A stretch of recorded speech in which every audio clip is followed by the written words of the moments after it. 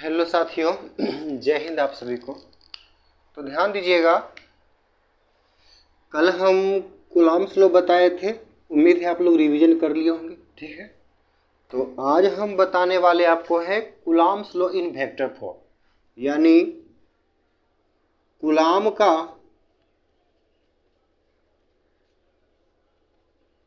सदिश निरूपण। बहुत इंपॉर्टेंट है और 5 नंबर में एग्जाम में आता है। ठीक है, और देख लीजिएगा, और यदि समझ में नहीं आए तो डिसलाइक मार के जाइएगा। ठीक है, और समझ में आए तो लाइक मार के जाइएगा। ठीक है, लेकिन वीडियो को पूरा देख के जाइएगा। वही बच्चे को समझ में आएगा जो मेरा कल का क्लास देख चुका है कूलॉम्स लॉ। ठीक है, तो ध्यान दीजिएगा, कूलॉम्स लॉ में क्या बताए थे कि F बराबर के, ये कल सिद्ध किए थे ना, के Q1 Q2 बटे R स्क्वायर, इतना कल सिद्ध किए थे। यहाँ तक कोई दिक्कत नहीं होना चाहिए। ठीक है, अब ध्यान दीजिएगा, अब पढ़ना हमको वेक्टर फॉर्म। कौन फॉर्म? Vector form. मेन ग्रहवा तो ये है, कूलॉम का निरूपण तो कल पढ़ ही लिए। मेन है ये वेक्टर। वेक्टर का मतलब क्या होता है? सदिश। और सदिश किसको बोलते हैं? जिसमें मैग्नीट्यूड और डायरेक्शन, मैग्नीट्यूड और डायरेक्शन दोनों हो। ठीक है, जिसमें मैग्नीट्यूड और डायरेक्शन दोनों हो उसे सदिश कहते हैं। यहाँ तक कोई दिक्कत नहीं होना चाहिए। ठीक है, अब ध्यान दीजिएगा, अब हमें सिद्ध करना क्या है? कूलॉम का सदिश निरूपण। तो क्या करेंगे? सबसे पहले 2 चार्ज लेते हैं। माना ये चार्ज है Q1 और एक चार्ज है Q2। एक चीज ध्यान दीजिएगा, दोनों जो चार्ज है वो पॉजिटिव चार्ज है, यानी ये कैसू चार्ज ले सकते हैं, पॉजिटिव निगेटिव भी ले सकते हैं। ठीक है, डायरेक्शन बदल जाएगा। ठीक, इसके सेंटर से, हम बार बार बोलते हैं सेंटर से, इसका मतलब जो है, जो कूलॉम बल है उसे केंद्रीय बल भी कहा जाता है। कोई दिक्कत? जिसके बीच की दूरी क्या थी? R। क्लियर है इतना? अब यहां ध्यान दीजिएगा मेरे भाई, क्या आदम आराम से एक एक स्टेप समझते चलिए। ये Q1 चार्ज, ये Q2 चार्ज। क्लियर? Q1 के पॉजिटिव चार्ज है ना, तब पॉजिटिव चार्ज के कारण फोर्स लगेगा। ये Q1 है तब फोर्स लगेगा F1। क्लियर? ये सदिश राशि है। अब ध्यान दीजिएगा, ये Q2 है तो इसके कारण फोर्स लगेगा बाहर F2। क्या दिक्कत? अब ध्यान दीजिएगा, कल इतना चीज हम बता चुके हैं। जो लगाएगा वो नीचे लिखाएगा। ये लगा, ये लगाया, उसी प्रकार ये लगा, ये लगाया। इतना हम देखो लिखने का तरीका क्या है। ठीक, तो यहां से मेरा काम नहीं चलेगा। हमको बोला है सदिश निरूपण, तो सदिश निरूपण में मैग्नीट्यूड और डायरेक्शन दोनों होता है। दिख रहा है सबको? हाँ सर, दिख तो रहा है, गजब। ठीक है, वेक्टर में मैग्नीट्यूड और डायरेक्शन दोनों होता है। अरे यार, क्लियर? तो ध्यान दीजिएगा, अब मैग्नीट्यूड की बात आती है तो ध्यान देना, ये जो दूरी है इसको ले लेते हैं मोड R। क्लियर हो गई बात? इसी को बोलते हैं पोजीशन वेक्टर। क्लियर? अब पोजीशन वेक्टर में देखो तो 2 डायरेक्शन हुआ ना, ये तो हो गया मैग्नीट्यूड। ठीक, एक डायरेक्शन ये और एक डायरेक्शन ये।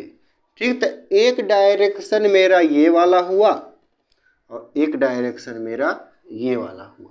हुआ या नहीं हुआ?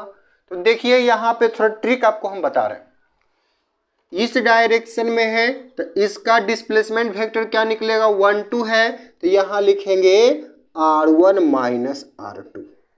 क्या दिक्कत? अब देखिए ट्रिक है ये, 2 1 तो यहाँ लिखेंगे R2 माइनस R1। बोलिए ना क्या दिक्कत है? उम्मीद है तो एकदम क्लियर होगा। ठीक है, कोई दिक्कत? ये सीरीज आपका टॉपर सीरीज है। ठीक है, और जो बच्चे ऑफलाइन आना चाहते हैं बिल्कुल आए ऑफलाइन, क्योंकि ये क्लास ही है गरीबों का। आपका 3 सब्जेक्ट फी 400, क्योंकि आप कहीं भी जाइएगा तो आपका पैसा एक सब्जेक्ट का 250 से कम लगता नहीं है। ठीक है, इसीलिए हम 3 सब्जेक्ट, क्योंकि हम भी गरीबी से ही निकले, इसलिए इतना कम फी रखा जाता है। लेकिन बच्चे को समझ में आए कहाँ? बच्चे लोग घर का पैसा बर्बाद करते हैं। ठीक है, घर की स्थिति को समझिए और अच्छे से अच्छे कोचिंग ज्वाइन करिए सस्ते फी में। ठीक है, ताकि आप भी अगले साल इस 3 सब्जेक्ट में कम से कम 270-80 नंबर ला सकते हैं। ठीक है, क्योंकि हर एक साल इतना बच्चा लाता है और इस बार भी लाएगा, और जो आने वाले बच्चे वो भी लाएंगे क्योंकि वो हमसे पढ़ रहे हैं। ठीक है, तो ध्यान दीजिएगा, R1 minus R2, R2 minus R1, यहाँ तक उम्मीद है सबको समझ में आया होगा। अब ध्यान दीजिएगा, हम जानते हैं कैसे लिखते हैं, देखो इधर, हम जानते हैं कि, अब देखो ये चीजें सभी जानता है, कारण है यहाँ पहुंचने का मतलब क्या है कि आपने कूलम्ब्स लॉ पढ़ के आया। ठीक, वेक्टर F बराबर K Q1 Q2 बटे R²। सच बोले ना, हम इतना तो सबके पढ़ के आए होंगे, लेकिन Q1 के कारण यहां लिखेंगे, Q1 के कारण F1 किसके द्वारा, 2 के द्वारा। क्लियर, समझिएगा, K को K लिखेंगे, Q1 को Q2। ठीक है, R के जगह लिखेंगे मोड R। क्या दिक्कत, R के जगह क्या लिखे, पिछला में देखो कूलम्ब्स लॉ में R² लिखते थे, अब R के जगह पे है मोड R, मैग्नीट्यूड। ठीक, और ये डायरेक्शन, मैग्नीट्यूड आया तो डायरेक्शन आएगा ना सर। तो ध्यान दीजिएगा, सबको पता होना चाहिए, 11th में बच्चों को हम पढ़ाए थे यूनिट वेक्टर, इकाई सदिश। ठीक है, यूनिट वेक्टर को डिनोट करते हैं कैप से, R का निकाल रहे थे R कैप। वेक्टर होता है R का वेक्टर बटे टोटल वेक्टर का मैग्नीट्यूड, यानी गिवन वेक्टर बटे टोटल वेक्टर का मैग्नीट्यूड। तो यहाँ लिख देंगे डायरेक्शन निकालने के लिए R कैप। उम्मीद है सबको समझ में आया होगा यहाँ तक, कोई दिक्कत। चलिए आगे चलते हैं, मिटाए यहाँ तक। ये फॉर्मूला है 11th का, ध्यान दीजिएगा, जब भी दिशा निकालने की बात आएगी तो यही फॉर्मूला काम आएगा, इसके अलावा कोई फॉर्मूला काम में नहीं आएगा।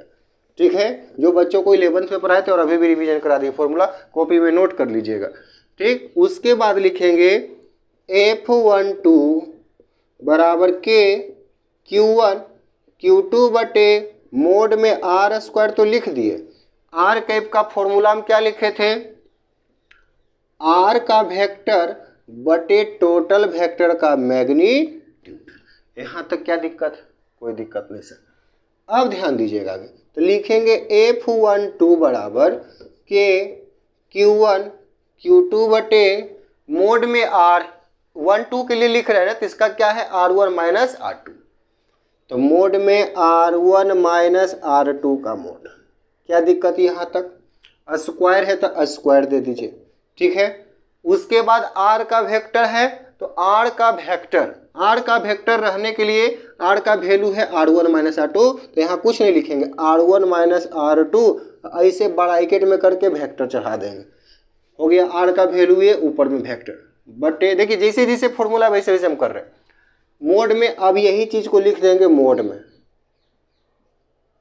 क्या दिक्कत, अलग अलग लिखिए चाहे ऐसो लिख दीजिए, कोई फर्क नहीं पड़ता।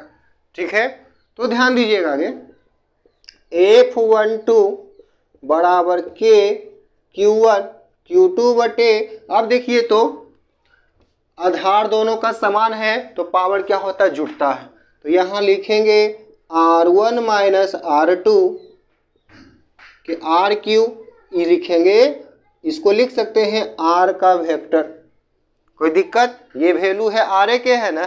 ठीक, R1 माइनस R2 और ऊपर में वेक्टर लिख दिए, कोई दिक्कत। तो अब देखिए लास्ट स्टेप, यहाँ एक डायरेक्शन के लिए अभी दूसरा डायरेक्शन बचा हुआ, K Q1 Q2 बटे मोड R1 माइनस R2 क्या लिख सकते हैं, मोड R की पावर 3 R का वेक्टर। ये हो गया पहला 1 2 डायरेक्शन। फिर पुनः F21 कुछ नहीं करेंगे, देखिए सिर्फ दिशा को बदल देंगे, K Q1 Q2 बटे मोड R के जगह सिर्फ लिखेंगे R2 माइनस R1, ऊपर में वेक्टर, यहाँ लिख देंगे Q2 के लिए, Q2 के कारण F2, तो यहाँ फिर लिख देंगे R2 माइनस R1। देखो ना आ गया ना सर। यहाँ लिख देंगे पावर में 3। यहाँ समझ में आ गया होगा। सेम प्रोसेस इसके साथ भी करेंगे। कर दे क्या, करिए देते हैं। ठीक, यहाँ लिख देंगे ये R का वेक्टर, तो लिख देंगे R2 माइनस R1 के वेक्टर बटे R2 माइनस R1। देखिए आधार समान, पावर जोड़ दीजिए फिर से। दिख रहा है नीचे सबको के Q1 Q2 बटे मोड में R3 R का वेक्टर। यही तो देखिए ना, दोनों सेम आ गया। यही है मेरा कूलम्ब्स का सदिश निरूपण। उम्मीद है समझ में सबको आ गया हो गया। ठीक है, आप लोग नोट्स बना लीजिए, नोट्स जरूर बनाइए, रिवीजन में काम देगा। तब तक के लिए जय हिंद, मिलते हैं नेक्स्ट वीडियो।